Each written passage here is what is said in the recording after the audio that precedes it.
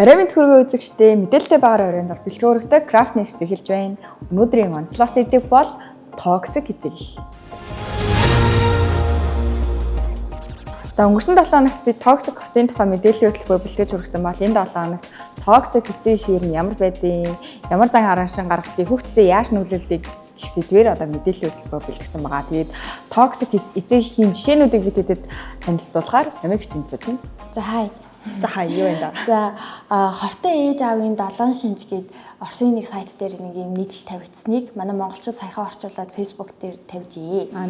Тэрний доор аав ээжүүд бүр алж ийн заяа. Өөртөө өмөрөөд байна. Яг өмөрж байгаа ч талаагаа яг өөртөө хүлээн зөвшөөрж байгаа ч гэсэн хүмүүс байгаа байхгүй юу ингээд би ч гэсэн ийм шинж гаргадсан шүү дээ.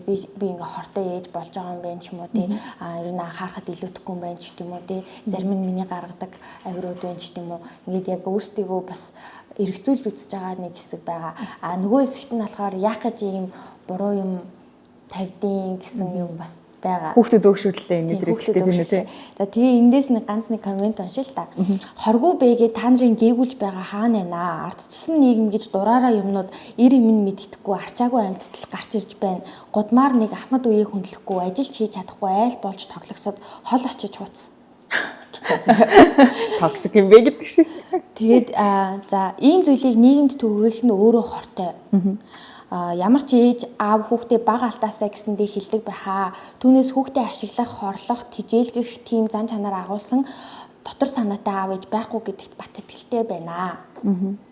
За яг тийм ээжүүд байдаг те заавал өөр хүүхдтэй эсвэл найзтай нь харьцуулж өрсөлдүүлээд ирээдүйд нэг тиймэрхүү амар их сонзонтой хатаархуу ганцаардмал хүүхдэл болсон байдаг даа гэх зэрэгээр ер нь бол ингээд янз бүрийн сэтгэлүүд төрж байгаа. Сайнта мутайлаа. Тий сайнта мутайлаа. За тэгээд би өсвөр насныхны нэг Facebook групп руу орж үзлээ. Тэгээдсэн чинь тэн дээр нэг юм эцэг ихтэй хандаж хэлмээр байгаа үг байна уу гэсэн пост байсан байхгүй юу? Тэр постн доор хүүхдүүд яг аав ээжтэй хандж одоо хэлж чадахгүй байгаа юмудаа л бичсэн байхгүй. Тэгээд энэ дээр болохоор аав ээж минь намайг нэг ч гэсэн удаа ингээд тоож, ойлгож ярилцдаг болоосой, өөр хүүхдтэй бити харьцуулаасай. Би л сонгосон хүнтэйгээ найзлна штэ. Та хоёр бол найзлахгүй штэ тий. Эсвэл одоо би ингээд том болсон юм чинь миний юу өмсхийг ингээд бас тий юу хэрэглэхийг ч юм уу бити заалдаа. Би ингээд бас өөрөөрөө байж үзмээр байна. Гэх зэргээр ер нь бол аав ээжтэй шууд хэлж чадахгүй байгаа тэр дотоод юугаа үеийнхэнтэйгээ бас тэгж гадагшлуулсан юм бэлээ. Мэдээж яг түрүүний хэлсэнчлэн аав ээж нь хүүхдээ муу яваасаа муу хүнтэй нөхөрлөөсөө ч юм уу тэгж хүсэхгүй нь тодорхой. Гэхдээ бас хитрхи нөгөө одоо бүх юм руу н оролцоод одоо юу идэж юу одоо өмсгийн хүртэл заахаар ч бас хэцүү шүү дээ. Хүүхдийн дотоод мэдрэмж хүсэл сонирхол гэдэг юм байгаа. Тэгээд яг ингэснээр бас хүүхдийн сэтгэл зүйд бас нэг тийм дарамттай айдас ганцаардлыг бас мэдрүүлдэг байх гэж ер нь бодож суулаа. За тэгээд Монгол бас нэг тийм амар юм хортой токсик жишээнүүд яг бичсэн бол амар ховорсон. Тэгээд Story Blend гэдэг гадаадын нэг сайтн дээр яг энэ хортой аав ээжийн тухай өөрийнхөө яг энэ амьдралын түүхийг бичсэн хүмүүс байсан. Тэгээд эндээс би нэг 2 3 жишээ уншиж өгье. За аав намайг тарган бүдүүн гэж дандаа хэлдэг. Бүр 11 настай байхад минь хөлнийхөө үсийг хоссонгүй гэх шалтгаанаар над руу орилж хашгичж байсан. Би дандаа онд сурж үнэлгээ авдаг байсан. Нэг удаа би авсан гэж над руу хашгирч бүтлгүй азгүй амтан гэж дуудаж байсан. Бүх зүйл дээр намайг шөмжилдэг. Кинон дээр гардаг шиг юм. За ээж маань ажиллаа тарж ирээд ядарсан их шалтгаанаар 10 настай охин 5 настай хүүдээ оройн хоол хийж өгдөггүй байсан. Өсийг минь заавал боб хэлбэрээр тайруулах ёстой гэд өөрөө тайрж өгдөг байсан. Нэг удаа чихийг минь санамсаргүй хайжлаад 2 оёдол тавиулж байсан. Уурыг нь хүргэсэн гэх шалтгаанаар 12 настай байхад минь гэрээс хөөж байсан. Амар юм бэ. За хамгийн сүүлийн жишээ. Алхангийн сурагч байхад минь хичээлээсээ ирэх цагаас 15 минут л хоцорч ирэхэд ээж ангийн бүх хүүхдүүд рүү залгаж миний өдөр тутмын цагийн хуваарийг хяндаг байсан. Найзуудтай болохыг минь зөвшөөрдөггүй. Зөвхөн сурлагтаа л анхаар гэдэг байсан. Ийм амар токсик. Зөндөөл байгаа л ахalta. Токсик гэдэг чинь зөвхөн нөгөө нэг зодож модож те одоо хүчрхийллийг бас хэлэхгүй нэг иймэрхүү дарамт шахалтчихдээ бас олон юм байна л гэж ойлгосон. Иймэрхүү жишээнүүд байна. Одоо манай Монголд хамгийн их түгээмэл анзаардаг гэх юм бол түрүүн таны хэлсэн нөгөө хүүхдээ бусад айлын хүүхдүүдтэй харьцаж чи тэрний эмэгтэйс тэгж дутлаач гэдэг юм. Тиймэрхүү юмуд бол нэлээд анзаардаг юм шиг санагдчихэв. Тийм. За тэгээ янз янзын л өнцгтэй байд юм байна. Тэгээд бас гадны сайтаас ч гэсэн кейсүүд ярьж өгсөн намайгчтай баярлалаа. Үргэлжлүүлээд бүгдээрээ манай студид өөртөө болсон явдлаа хуваалцгаар хүн ирсэн байгаа. Тэгээд тэр үнийхээ яриаг сонсцгоё. Өдөрт баг ингээд шалхахын гүгэр амар олон удаа залгах ч юм уу тийм ингээд за нэг 30 минутын хүн залгасан бол дахиад нэг цагийн дараа ч юм уу дахиад нэг залгах ч юм ингээд амар их залгадаг нь жоохон дарамттай байдаг. Тэгэхээр нэг жоохон тийм өөрийнхөө байх гэдэг тийм хандлагатай байдаг гэсэн үг юм тийм. Тэнгүүд та хоёрт одоо санал зөрүүлдэг асуудлууд ер нь гарч ийн үү? Яг юун дээр нэлээд санал зөрүүлж байна? Тэгээд яг эцсийн үр дүн шийдвэр нь яг яаж одоо гардаг вэ? Та хоёр асуудлаа яаж шийдэж байна? Би бол хизээч яг өөрийнхөө ингээд бодол саналыг чөлөөтэй 100% бол ингээд илэрхийлж чаддаггүй ер нь байнгын нэг юм төвчих байдалтай байдаг. Яг ээжийн юуг их сонсдог л доо нөгөө ээжийнхээ яг тэр хүсэж байгаа тэр зүйлүүдийг сонсно. Тэгээд яг ингээд өөрийнхөө хүсэл бодлыг ингээд тулгаад ингээд 100% илэрхийлэхдээ мэдээж хүлийн зөвшөөрдөггүй. Угаасаа л зөрдөг бит хоёр. Тийм болохоор тэр би ерөөсөө нэг тэгэж өмнө нь ч одоо шиг тэгээд 100% илэрхийлж чаддаггүй. Тураа одоо байн ингээд залгадаг ч гэдэм юм ингээд мөрдөж мөшгөөд байгаа юм шиг санагддаг гэсэн шүү дээ тийм. Тэр нь одоо яг юунаас болдог гэж чи боддог вэ? Надад итгэдэггүй гэдэг нь угаасаа надад багаас мэдэрдэг гэсэн аахгүй. Баг байхдаа би нөгөө нэг үеэлтэйгээ цуг амьдэрдэг нэг ангид сурдаг. Тэгэл сургууль дээр ямар нэг асуудал боллоо энэ тэрийг хэдэл ингээл. За жишээ нь одоо миний зөв одоо хүн болгоны харах хүн зүгээр штэ. Тэгж яхад ингээд тэр үеэл миний буруу болгож харангуут яг үндэ миний хувьд миний зөв байх тохиолдол байлаа гэж бодоход ингээд миний үгэнд итгэхгүйгээр хүн тэр үеэлийг үндэстэг. Өөрийн толгойг өмшиг шийдвэр гаргаж чадахгүй матахгүй гэж багаас амар хэлдэг гэсэн болохоор ер нь надад итгэх итгэл нь нэлээд байгаа намайг жоохон нэлээд багаар доогуур үнэлдэг юм шиг надад байнга санагддаг. Одоо ингээд тааштай за үнэ хэлжүүл ээж уурлах юм чинь ингээд ингээд худлаа ярих ч юм уу тиймэрхүү тохиолдол ер нь гарч ийн үү? Зөндөө гарч шүү дээ. Мэдээ залуу хүмүүс юм чинь ингээл бас хаяада найзуудтайгаа гарч орно. Тэгэл энд тэнд газраар очиж үзмээр санагдана. Тэгэл тэгэнгүүт ээж яг энэ бол одоо ингээд тохиолжсэн тохиолдолхгүй одоо. Би нэг тийм газар очиж үзмээр байна гэх тэгэнгүүт тийшээ очиж яхав дээ. Тэгэл байдаг л нэг тийм газар шүү дээ. Тэр нэг цаг хичээлээ гэж. Нэг тэг шултгаа унтахаа бодооч гэлтэй. Тэнгүүт нь тэгэл за гэж хэлжээл гэртээ ирлээ гэдэг ч юм уу тэгж хэлжээл нөгөө заавал хиймээ байгаа зүйлээ хийж санаа амрах ч юм уу тий. Яг тийм заавал юм эсэргүүцэх сэтгэл төрүүлдэг. Тэр ээжигээ арай жоохон ямар байгаасаа гэж хүсэж байна. Ээжигээ жоохон өөрөө саалдаг хайгаасаа гэж юм бодож байна.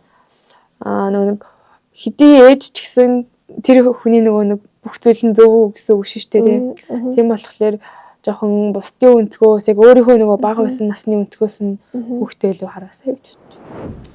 За түрүү намайгч ч гэсэн ярьсантэй тэгээд саяны ч маань ч гэсэн ярьж байна. Тэгээд ер нь бол иймэрхүү байдлаас болоод эцэг эхчүүд маань хүүхдүүдтэй одоо юм тухгүй гэх юм уу төгсвөртэй ч гэх юм мэдрэмжүүдийг олол өгдөг баха гэж бодож байна. Тэгээд ер нь иймэрхүү байгаад ирэнгүүт ингээд хүүхдүүд ч гэсэн ингээд хүүхдүүд нь ч гэсэн ингээд юм 50 бус байж болж бас магадгүй юм байна гэж бодлоо.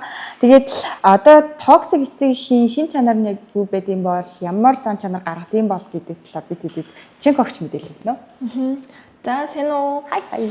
За өнөөдрийн сэдв жоохон хүнд байна. Ялангуяа манай улсын хувьд гэх юм бол бид нар чинь нөгөө нэг аюу тийм романтиктэй яг эцэг эхийн хувьд гэх юм бол одоо нөгөө таны тийм кейс дээрээс ч ихсэн харахад одоо эцэг эхийг хөндлөлтөгтэй тэнгууд ингээд одоо бурхан аав ээж минь гэх мэтчлэнтэй ерөөсөө ээж аав гэж байсан тийм зөв байх ёстой гэсэн тийм хугтгон бол биднэрт бол ингээд нэлээд суудсан байдаг. За тэрнээсээ үүдээд ч юм уу ингээд нөгөө асуудал байгааг өөрсдөө ингээд хүлээн зөвшөөрөх жоохон тийм дургу тийм хандлага байдаг. Тэгэхээр нөгөө буцаагаад хүүхдийн хүмүүжил төлөвшил дээр ингээ алдаад идэг нэг иймэрхүү асуудлууд байгаад тах шиг санагдсан. Тэгээд одоо яг ингээ үзэж байгаа хүмүүс маань хэрвээ ингээд ээж аавд байвал тэгтээ бас ингээд сүүлийн үед аягүй гайгүй одоо жишээлбэл тийм нээлттэй ярьдаг болсон. Одоо нэг 80-аад оныхан ч юм уу эсвэл манай үеийнхэн буцаад одоо ээж аав болоод эхэлж штэ тийм. Тэнгүүд одоо яг яах ёстой гэдэм бол бид нар нэг л одоо ингээд буруу замаар явсан юм уу нэг тийм ямар ч тач тийм зөв ингээд хүмүүжил олгосон авсан хэсгтэрээ бас жоохон эргэлзээд тэнгууд ингээд сайн тэрнэрийг судалдаг болсон мэлээ. Би бас ингээд найзуудаасаа харсан. Тэгээд ах эгч нар ингээд ер нь хараад хахад ном уншиж байгаа, сургалтын сууж байгаа гэсэн хүмүүс нэлээх байсан. Яаж сайн хийж явах вэ гэд тээ. Тэгэхээр яг манай нэвтрүүлгийг үзэж байгаа тийм бодолтой хүмүүс байвал та яг дараах 18 одоо зүйлийг хийхгүй байхад та ингээд окей сайн ээж болно гэж ойлгох нь байна. За нэгдүгээр гэх юм бол хүүхэд нь бяцхан алдаа гаргасан ч гэсэн хүнд хариу үйлдэл үзүүлдэг тий. Шалан дээр нэг жоох ус ассан байлаа ч гэсэндээ тэр нэр уурлал идэг нэг тиймэрхүү хүмүүс байдаг шүү дээ тий. Ялангуяа одоо ингээд нэг төгс байх хэрэгтэй юм шиг тий. Яг зөв тий. За тэгээ бие мах бодийн шийтгэл өдөр тутамдаа ашигладаг те юм л болоод цохиж аваад идэг ч юм уу тиймэрхүү асуудал байна. За буруу чиглэлээс уур бухимдал гэдэг энэ болохоор нөгөө ажил дээрээ авсан стрессийн очоод гэртээ гаргадаг хүүхд рүүгээ гаргадаг эсвэл эхнэр одоо нөхөрлөгөө гаргадаг ч юм уу те иймэрхүү. За хүүхдүүдээ бусадтай харьцуулдаг. Энэ бол бүр нэлийн түгээмэл намайг ч бас хэлжсэн. Нэр одоо ээж аав гэлтгүү ер нь бол нөхөрлөл ах ихчтэй хосуудын харилцаан дээр ч гэсэн яг гараад идэх асуудал байна. Энэ бол хүн болгон санахад ерөөсөө байж болохгүй зүйл байх нь шүү. За тэгээд хайр сэтгэлийг харуулахгүй байх гэж байгаа байхгүй. Тэгэхээр нөгөө бид нар чи ялангуяа нөгөө хайрын дотроо халан гадна гэдэг одоо арт түмэн шүү дээ. Энэ тийм токсик одоо шинж чанартай орхоны шүү нэлийн хортой тий. За ялангуяа одоо хүүхдэд нөгөө ингээ хайрлаж байгаагаа ингээд бие махан бодийн хувьд сэтгэл зүйн хувьд ингээ үзүүлж тэр хүүхд нөгөө нэг аюулгүй байгаагаа мэдэрдэг. Тэгээ өөртөө итгэлтэй тэдээс ингэж олж авд юм байна л да. Айгуу чухал юм байлээ. За тэгээд амьдралын хамтрагчтайгаа одоо муу харилцаа үүсгэдэг найзуудаа хажууд нь одоо тийм буруу үлгэр дуурайл үзүүлээд харилцааны хувьд өөрөө төлөвшөөгүй ингээд буруу харилцаа үүсгэж тахлаар хүүхд нас тэнэс үлгэр дуурайл авах нь одоо өөрөө ирэхгүй дураа юм. Тийм ялангуяа одоо эцэг эхчүүдийн хувьд гэх юм бол хүүхдүүдийн хажууд одоо маргалддаг ч юм уу тиймэрхүү одоо буруу үлгэр дуурайл үзүүлэх юм бол хортой байх нь шүү. За тэгээд хүүхдийн асуудалдаа санаа тавьдаггүй гэхэлэр одоо хайхардаг л гэсэн үг л дээ. Тийм хайхрах юм хайхрахгүй гэсэн үг. Тийм хайхрах юм хайхрах. Одоо чинь үл хайхрах гэдэг чинь одоо гэр бүлийн хүчирхийлэл гэдэг хүүхдийн хамгаалалт хууль дээр бүр орсон юм байхгүй тийм. Одоо тухайлбал бол 108 утасны дуудлагт намайг ингээд эцэг их маань хайхрахгүй байна. Намайг одоо хангалттай байна гэдэг. Тийм тиймэрхүү дуудлагууд бас ирдэм байлээ. Тийм сүүлийн үед нэрээ бас тэр давуу тал болж байгаа юм тийм. За тэгээд ямар ч удаа талархалгүй байх. Хүүхдүүд амар хөөрхөн юм гинэн цайлан сэтгэлтэй байдаг штэ. Тэнгүүд одоо хүүхдүүд ихгүй өсвөр насныхан одоо том болж байгаа хүүхдүүд одоо зуны амралтаараа цагийн ажил хийдэг ч юм уу те. Бяцханууд нь болохоор хөөрхөн ингээд хайраа илэрхийлээд зураг зурж өгдөг ч юм уу те. Иймэрхүү зүйлдер ингээд талархаж хүлээж авах хэрэгтэй юм байна. За тэгээд нисдэг тэрэгний эцэг их гэж байна. За энэ нь болохоор одоо хүүхдийн бүх асуудалд оролцдог. Нэг бол бүр хайрахгүй, эсвэл бол бүр бүх ингэ асуудалд нь оролцоод идэг. Найзыг сонгож өгөөд өнөөдөр өмсөх гэсэн бэлдэж байгаа. Тийм, сая бас нөгөө кейсээр гарч ирсэн шүү дээ. Хинтээ уулзах яах их бүгдийг ингэ хяндаг. Тэгээ жоохон асуудал гарчлаа гингүүд нь бөө юм болгож дэврэгдэг тийм. Магадгүй энэ нь буцаагаад нөгөө хүүхдийг тэрнээ ингэ дарамттай эсвэл бол нөгөө юм бие даах чадваргүй асуудал гарсан ч гэсэн нөгөө хойш суудаг ээж аав шийдчихнэ гэдэг байдлаар ингэж асуудалд ханддаг болгочтой юм байна. Харин миний асуудал юм чинь надад ямар хамаатай ээж аав мэдчихнэ барин тийм бол гэсэн тийм. За дараагийнх нь хүүхдээ бусдын өмнөд оромжилдог. Энэ зөвлөг байдаг шүү дээ. Нилийн зүрх зүсэм кейсүүд би манай энийг хараач гэсэн чинь найлөгтэй. Ялангуяа хамаатан садны хувьд эцэг эхчүүд юу гэж боддог вэ гэхэлэр ингээд энэ хүүхдээ ингээд ичээчих юм бол тэгээ дараагийн алдаага тавтахгүй байх гэдэг бол аминдаа тийж удаад ташгаа. Гэтэ энэ нь буцаагаад маш хортой замгүй хүүхдийн сэтгэл зүй бол өөртөө ихтгэл нь сөргөөр нөлөөлж идэг байна. За тэгээд муу үлгэр жишээ үзүүлэх. За энэ бол одоо хажууд нь тэмдэг татах юм уу те ойлгомжтой.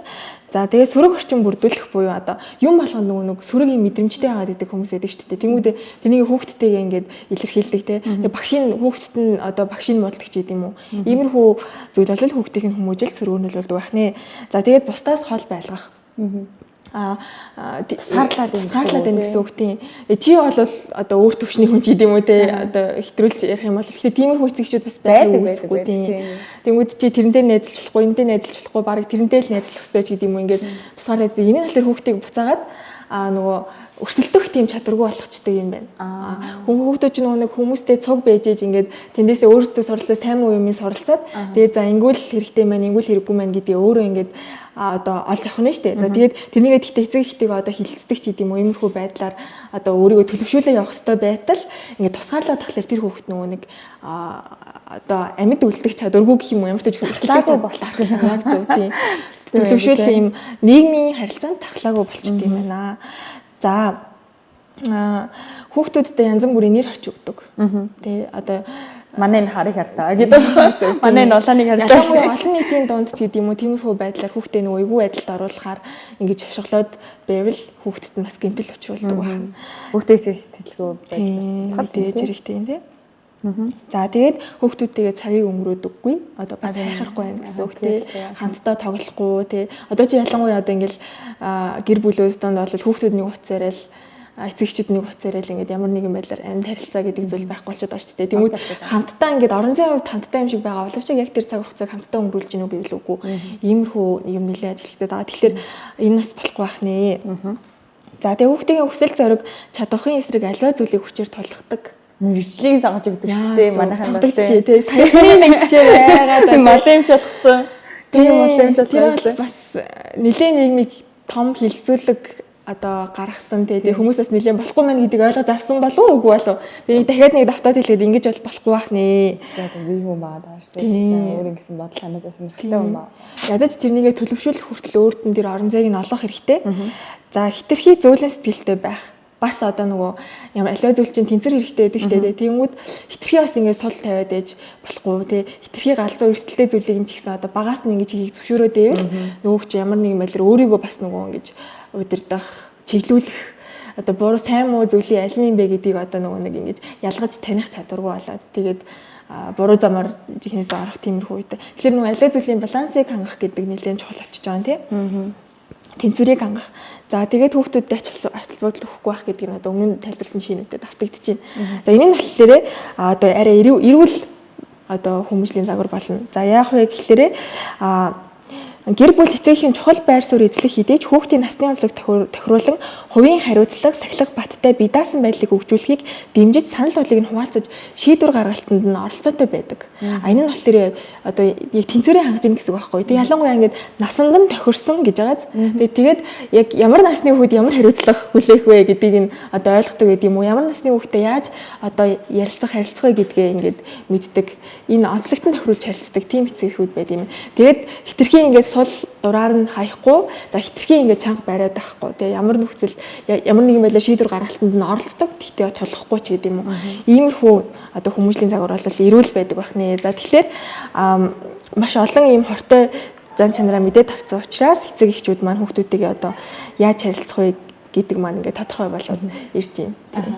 За бараг л хичээл заачлаа шүү дээ. Би сая бодлоо л да энэ эцэг их байх чи ямар хэцүү юм бэ? Яаж токсик эцэг их байж болохгүй одоо эрүүл эцэг их байх вэ гэдэг бол маш хэцүү юм шиг санагдлаа. Тэгээд энэс бол нэлээ их мэдэж авсан байхаа гэж бодож байна. Тэгээд үнээс үргэлжлүүлээд бүгдээрээ шилэн ухааныхаа нүднээс сэтгэл зүйч маань одоо яаж токсик биш эцэг их байх вэ гэдэг юм. Тэгээд ер нь токсик эцэг ихийн тухай бүгдээрээ сэтгэл зүйч яриаг сонсгоё. Дээж энэ хүмүүс хүссэндээ энэ хортой үйлдэлүүдэд гаргаагүй хүссэндээ хортой эцэг их болоогүй токсик эцэг болоогүй шүү дээ. Тэгэхээр юунаас болоод энэ гараад байна гэхээр нөгөө итгэл үнэмшилтэй. Одоо жишээ нь бидний нүдэд энэ итгэл би зодууллаа гэд яагаад ч юм бэ? Би зодууллаа гэд надад муу юм болсонгүй. Аав ээж минь надад муу юм хэллээ гэд муухай зүйл хэллээ гэд тий надад ерөөсө буруутсан юм алгаа гэдэг ч юм уу тий. За эсвэл ямар ч үед чи эцэг ихээ хүндлэх хэвээр. Ямар ч үед. Одоо нэгсэндээ өөрийг нь зодж исэн ч байсан, өөрийг нь гэмтээгээд ч байсан, өөрийг нь өвөө хүчээр хэлэлт байлгаад байсан ч гэсэндээ одоо хүндлэх ёстой болчихж байна. Тэгмэд энэ итгэл үнэмшлүүд нь буцаагаад энэ үйлдэлүүдийг гаргахад хүргэнэ. Хүний итгэл үнэмшил гэдэг зүйл өөрөө маш их хүчтэй бат бөх байж идэг зүйл. Төгшөөрөөсөө болоод санаа зовлтоосоо болоод бас эдгээр зүйлсүүдийг хийх магадлал бас бий. Тэгэхээр нөгөө хувь хүнийхээ төгшөр гэсэн үг шүү дээ. Ингэчүүл яана, тэгчүүл яана. Одоо юу гэдгийг гадуур яваад ямар нэгэн байдлаар хосолд орчвол яана тий өөрийнх нь нэг гэсэндээ төгшөрийн л төсөөлөл гэсэн үг шүү дээ тий. Тэрнээсээ болоод бас их хяналт тавьдаг. Одоо зүгээр хяналттай холбож үзвэл. Тэгэхээр эцэг эхчүүд маань эдгээрийн нэг ажиглах мэдээж чухал. Би яаж хандаад байна? Хамгийн эхлээд зөвхөн өөрөөсөө нэг асуулт асууж. Окей, би хүүхдээ хувь хүн гэж харж байна уу? Энэ хүн өөр ингэсэн бодолтой, өөр ингэсэн мэдрэмжтэй, өөр ингэсэн хэрэгцээтэй хувь хүн. Өөр ингэсэн өөрөө шийдвэрээ гаргадаг, алдах эрхтэй. Тийм ээ? Тийм хувь хүн гэж харж чадчихэв үү гэдгээр магадгүй та өөрөөсөө тэр асуултыг асуугаад үзээрэй. Тэгээд уг нь бол бид нар хүүхдүүдтэй нөгөө нэг эерэг хүмүүжлийн арга гэж ярьдаг шүү дээ. Хүүхдүүдтэй уг нь бол зөвлөн, тусалсан, ээлдэг харилцаа гэж хэлээд байгаа. Энэ нь нөгөө эерэг хүмүүжлийн арга. Мэдээж зааж сургана. Тэгтээ тэр дотор ч нөгөө та хэр зөвлөн тусалсан өнгө аясаар ярьж ийн вэ? Тэрнээс биш тайлбарлахгүйгээр зүгээр л миний хэлснээр хий гэж ийн үү? Гэх мэтчлэн. За бага насны ингэт юм байж, өсвөр насны ингэт юм ээ. За хүүхч оюутан боллоо, том боллоо, ажилд орлоо. Хүүхд надад өөрийнхөө амьдрнаа. Тэгэхээр та хэр их одоо бид нөгөө энгийнээр бол амьдралд оролцоод байна гэж ярьдаг шүү дээ. Амьдралд оролцоод байна. Гэтэл нөгөө амьдралд оролцоод байна гэдэг үгнүүдийг яг эцэг эхчүүд маань ойлгодоггүй. Би тусалж штэ. Тэгэхээр яагаад тэр ихтгэл үнэмшил нь гэж тусалдаг, тэ эсвэл хамт байдаг гэдэг нөгөө ийм ихтгэл үнэмшилтэй байгаа болохоор тэр нь буруудах аргагүй л тэ. Бага учраас тэрийг илүү одоо нөгөө би тусалж штэ гэж хардаг. Гэтэл та яг энэ үйлдэлүүдийг илүү хараад үзээрэй. Ямар үг хэлээ дээ. Тэ хүүхдээ хувь хүн гэж үзээд ажилдаа байхад нь хөндлөж чадчих юм уу? Гэрт нь очихдоо та асууж гин үү? Завтай эсхийг асууж гин үү? Энэ бас их том үзүүлэлт. Яагаад тэр аав ээж нар шууд хий гэдэг. Тийм байна. Хий. Эсвэл одоо тийм юм хэрэгтэй байна. Тэгэрэй. Тэр нь миний завтай байна уу? Завгүй байна уу? Тэ би маргааш нь ажил төлөвлөсөн байна уу? Би хагасаа мотенсийн дуулан даарна гэж ажил төлөвлөсөн байна уу? Үл хамааран ирээрээ. Эсвэл тэгээрээ гэдэг. Гэтэл тэр чинь хэрвээ та магадгүй хүүхэд чинь биш өөр нэг том хүн байсан бол тэ тэгвэл та шууд тэгэж дуудаж чадах уу? Шууд хагасаа өдөр ир. Тийм юм бэлтэн. Эсвэл тэрэнд яваад ир. Эсвэл тэр ачааг аваад ир. Шууд тэгэж хэлж чадах уу? Мэдээж үгүй. Эхлээд бид нэг асуумжтай тий. Тэр өдөр завтай юу? Тэгэж авах боломжтой байна уу? Тэнгүүд хүүхдүүд ч гэсэндээ өөртөө гисэн тэр одоо юу гэдгийг төлөвлөгөө байгаа, өөртөө гисэн ажил байгаа, өөртөө гисэн хийж байгаа зүйлсүүд нь байгаа. Тэгэхээр тэрийг нь бас хүндлэх гэдэг. Хүндлэх хэрэгтэй. Эхний ээлж нь үнэхээр энэ хил цагаас хэтрээд байна. Энэ болохгүй байна. Энэ нь өдөр тутмын амьдралд харилцаанд магадгүй нөхөртэйгээ харилцах харилцаанд эсвэл их нэртэйгээ харилцах харилцаанд тий эсвэл ажлынхаа хамт олонтой харилцах харилцаанд нөлөөлөд байна гэж үзэж байгаа л окей. Энэ эхлээд мэдрэмж нь үнэ. Хоёр дахь юм бол ерөөсөө хилээ цагаараа тогтоох. Тогтоохын тулд ярилцсан, хэлнэ. Тэнгүүд яаж эвтэйхэн хэлэх вэ гэдэг үг мэдээж нөгөө нэг орчноо бүрдүүлнэ, тэ моментээ зөв тааруулна. За тэгээд нөгөө нэг сэндвич арга шүү дээ. Эхлээд сонсъё, өөрийнхөө амийг хэлээ, дараа нь сонсъё гэдэг ч юм уу, тэ. Энэ байдлаар тэгэхээр их олон хэлнэ, олон ярилцсан. 10 удаа, 20 удаа, магадгүй 100 удаа ч ярилцаж магадгүй. Тэгэхээр нөгөө орлогоо зогсоож болохгүй.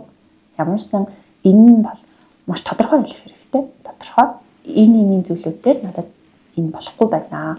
Тэгэхээр та ингэж ивэл ингэж хөндлүүлээгүй зүгээр байна. Ийм зүйлсүүд гэх мэтлэн нөгөө ярих байгаа зүйлээ илүү тодорхой хэлэх хэрэгтэй. Тэгээд ярилцлага хийх оролдлогыг өөр аргаар өргөжлүүлээ л ах хэрэгтэй. Өргөжлүүлэхгүй бол юу штэ. Нэг удаа муудалцсан. Тэр чинь айгүй гоё сайхан моментэд харуулал, орчнод харуулал. За одоо гоё хэлий, гоё хэлий гэж байж байгаа сэтгэл хөдлөл тогтворгүй болол идлэнгүүд яах вэ? Уур маань гарч ирнэ. Яхаараа юу н намайг ингэж идэх тий? Яхаараа би юм байх хэвээр. Та ягаа зүгээр сонсчих болтгүй юм гэдэг ч юм уу тий. За ингээд эхлэхээс нөгөө хэрүүлэх шилтэй. Маргаан гарч эхэлнэ. Тэгэхээр дараа удаа шигсэндээ ярилцах, хэлэх, тэр нөгөө хэл хязгаараа тогтооно гэдэг зүйл л маш чухал. За сэтгэл зүйчийн ярианаас ч гэсэн тодорхой хэмжээний зүйл ойлгосон байх гэж бодож байна. Тэгээ түрүүн ч гэсэн хэлсэн токсик эцэг эхийн шин чанаруудаас хэрвээ танд байдаг бол та токсик эцэг эх байж магадгүй юм биш үү гэж бодож байна. Тэгээд мэдээллийн хөтөлбөрийн маань ингээ бүтнээр нь үзэж дууссан болол ингээд өөртөө би ингээ токсик эцэг эх мөн үү гэдээ өөртөө нэг асуулт тавиад үзээрэй гэж хэлээ. Тэгээд өнөөдрийн онцлог сэдвээ өндөрлүүлж байна. За өргөжлүүлээ та бүхэндээ өнөөдрийн өргөлийг хүргэнэ. За юу вэ да? Тайван биш. За энэ дэр нэг хөөрхөн зураг гарч байгаа. За энэ бол Мазалай Баавгайн хөөрхөн бамбрууш байна. За манай улс 2024 оныг Мазалай хамгаалах жил болгож зарласан юм байна. За 1967 онд бол нийгцэн нэг 20-оос 35 орчим Мазалай тоологж исэн байна гэсэн чинь 23 оны сүүлээр бол нийтдээ 52 Мазалай байгаа юм шиг байна гэдэг тоог гаргаж исэн байна. За тэгээд өнгөрсөн онд Мазалайг хамгаалах хүрээнд юу хийсэн бэ гэхээр 42 устай цэгийг байршуулсан. За 28 тижээлийн сав байршуулсан. За мөн одоо шилжин нүүдэлдэг ингээд хэсгүүд дээр нь одоо 124 ширхэг автомат камер байршууллаа. Тэгээд хөрхөн Мазалайн 4 бамбрууш бол харагцсан гэж мэдээлсэн байна. За тэгээд Мазалай чинь нөгөө ганцхан бамбрууш гаргадах амар удаан өсдөг юм байна л да. Тэгээд ямар ч тач бол 67 онд тоолж ирснээс хойш бол нэлээд хөрхөө өссөн харагдаж байгаа. Нэг бүлгэрнүүдтэй яг тийм зэрэг гэсэн тий. За одоо өргөжлүүлээд манай боловсролын сайд хичээл орсноос хойш нэлээд хөдөлгөөнтэй ажил хийгээд байгаа шүү дээ. Тэгээд боловсролын сайд, эрүүл мэндийн сайд хоёр хамтраад эрүүл аюулгүй сургууль гэдэг арга хэмжээ зохион байгуулсан. Нэг нийлээ плейсхийн байгууллага ер нь бол ажлаа эхэлсэн байгаа юм байна. Тэгээд энэ арга хэмжээнд ямар өчтэй юу хийх юм бэ гэсэн чинь одоо энэ хичээлийн жилийн 1 болон 3 дахь үйлрэл нэгдүгээр ангид хамрагдсан одоо бүх сурагчдыг зурагшүүд тэгээд дээрэс нь юу гэсэн мэт нүдний үзлэгт хамруулна гэсэн юм. Тэгээд энийг ингээд үзлэгтэнд хамруулаад зүгээр орчихгүй тэгээд цаашлаад бүр ингээд хяналтандаа аваад дэмжлэн гэж эрүүл мэндийн хэлсэн. Саяхан бас боловсролын сайд Баян баярыг чинь огцруулах шаардлага хүргүүлнэ гэж хэлсэн байсан шүү дээ. Харин үйлдвэрчнээс тий. За тийг болох маржлаа.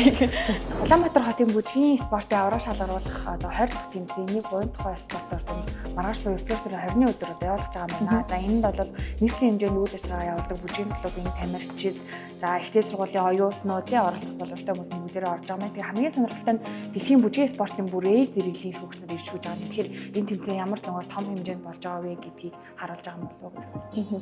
Зэрэглэлийн шүүгч чинь нэлийн цөөхөн гэдэг шүү дээ.